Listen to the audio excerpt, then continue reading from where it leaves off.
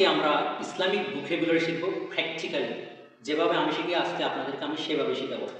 তো আজকে চলুন আমরা প্র্যাকটিক্যালি ইংলিশ ভোকাবুলারি শিখি। তো এই মুহূর্তে আমি উজু করতেছি। এই উজু করার ইংরেজিতে কি সেটা আমি আপনাদেরকে বলে দেব। উজু করা এর ইংলিশ হচ্ছে টেক এভলিউশন, অথবা আমরা বলতে পারি পারফর্ম এভলিউশন। Perform evolution. তো এখন উজু বানিয়ে আমি মসজিদে প্রবেশ করলাম। এখন নামাজ আদায় করব। নামাজ আদায় করা এটা ইংরেজি হবে পারফর্ম সালাত অথবা পারফর্ম প্রেয়ার। Perform prayer. আরও স্বাভাবিকভাবে বলতে গেলে আমাদেরকে বলতে হবে অপর প্রেয়ার বলতে পারি, আবার পারফর্ম সালাত এটাও বলতে পারি। এখন আমাদের নামাজ পড়তে আবার নিয়ত করা লাগে। ওই নিয়ত করাকে আমরা ইংরেজিতে বলতে পারি ইনটেনশন। ইনটেনশন মানে হচ্ছে নিয়ত। তবে এটা যদি আমরা ভার্বে রূপান্তর করতে চাই তাহলে এটা ভার্ব হবে ইনটেন্ট। ইনটেন্ট মানে হচ্ছে নিয়ত করা।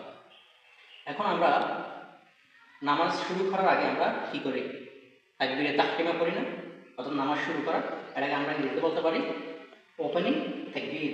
ওপেনিং তাকবীর। তারপর এখন আমরা নামাজের নিয়ত বানব। আল্লাহু আকবার বলে আমরা যে নামাজের নিয়তটা বাঁধি এটাকে আমরা বলতে পারি ফোল্ডিং হ্যান্ডস। ফোল্ডিং হ্যান্ডস অর্থাৎ হাত বাঁধা। কি হাত বাঁধা। তারপর আমরা কি এভাবে নিয়ত বাঁধার পর আমরা কেরাত চলি, অর্থাৎ দাঁড়িয়ে আমরা কেরাত চলি। এটাকে আমরা ইংরেজিতে বলতে পারি স্ট্যান্ডিং রেসিটেশন। Standing recitation. রেসিটেশনে বলতে পারো, আবার রেসাইটেশনে বলতে পারো। তারপর আমরা রুকুতে যাই না, এভাবে এভাবে রুকু করা। এভাবে রুকু করাকে আমরা ইংরেজিতে বলতে পারি বউ। বউ। এখন রুকু থেকে আমরা উঠি না, রুকু থেকে আমরা আমাদেরকে অবশ্যই দাঁড়াতে হয়। এটাকে আমরা বলতে পারি, এই দাঁড়ানো অবস্থাকে আমরা বলতে পারি স্ট্যান্ডিং আফটার রুকু। স্ট্যান্ডিং আফটার রুকু। এখন আমরা সিজদা করব। সিজদা করা, এখন আমরা সরাসরি সিজদাতে যাই। এই সিজদা করাকে আমরা বলতে পারি প্রস্ট্রেট। প্রস্ট্রেট। প্রস্ট্রেট অর্থাৎ সিজদা করা। এখন আমরা সিজদা থেকে এভাবে সিজদা থেকে আমরা উঠে যেটা বসি, অর্থাৎ সিজদার মাঝখানে, সিজদার মাঝখানে বসা, এটাকে আমরা বলতে পারি sitting between prostrations. Sitting between প্রস্ট্রেশনস।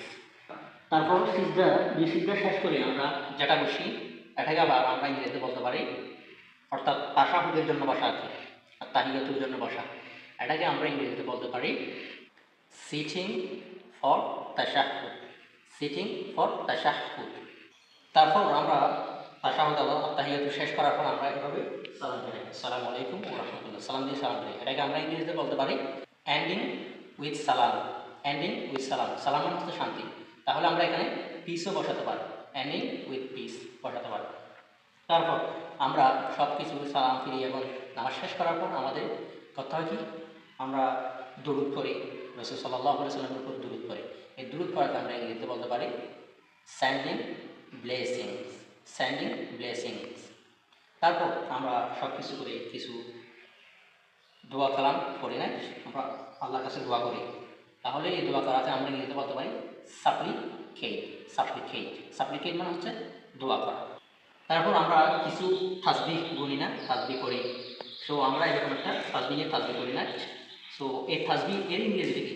তাসবিহ ইংরেজি হচ্ছে রোজারি। রোজারি। এবং আমরা বলতে পারি প্রেয়ার বিটস। প্রেয়ার বিটসও বলতে পারি। সো তাসবিহ গুনা, এই তাসবিহ গুনাকে আমরা ইংরেজিতে বলতে পারি কাউন্ট রোজারি অথবা count prayer beads. Prayer beads. তো এরকম যারা তাসবিহ গনে, অর্থাৎ যারা আল্লাহ ভীরু ধার্মিক, এই ধার্মিকদেরকে ইংরেজিতে বলা হয় পিয়াস।